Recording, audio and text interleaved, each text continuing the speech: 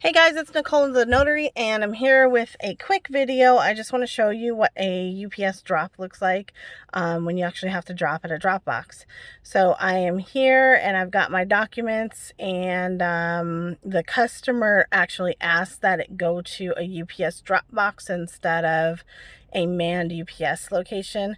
I highly advise against this all the time because this is a box that sits out in the middle of nowhere or in the middle of somewhere, but is not watched, and you can't get a receipt. So I have no proof other than the fact that I'm making this video and you're going to see it, that this has actually happened. So, anything can happen to these documents, and I'd rather protect them with a receipt that at least says that, I've done my part as a notary in shipping it off and putting it in the care of UPS or FedEx, preferably FedEx.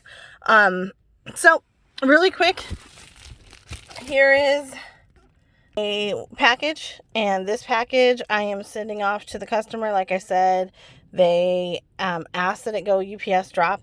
When you are getting the packages from UPS, like I don't stock these because I don't do UPS too often, but you can just go into any UPS store and ask for the longer bubble pack. Like, this is what we call a bubble pack. It looks like this right now, currently in November of 2020.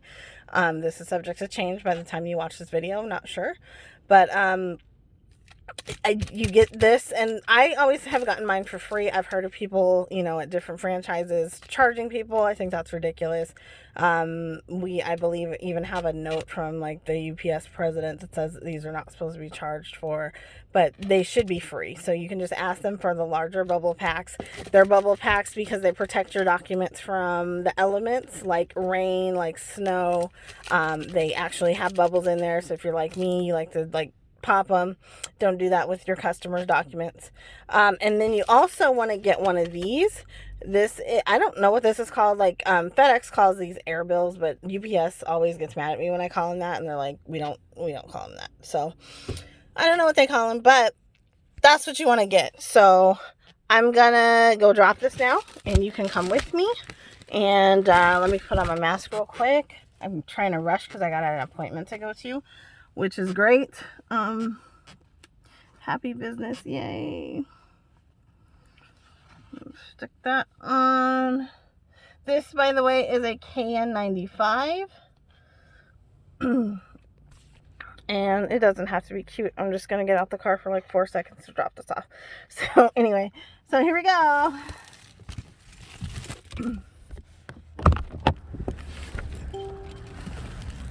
Okay. So I'm just walking over here to the UPS drop box. And these are all over the place. If you're not familiar, they are all over the place. You can just look it up on Google, type in UPS drop box near me, and you can get it. And this one says, please do not drop UPS letters in this mailbox, yes or no.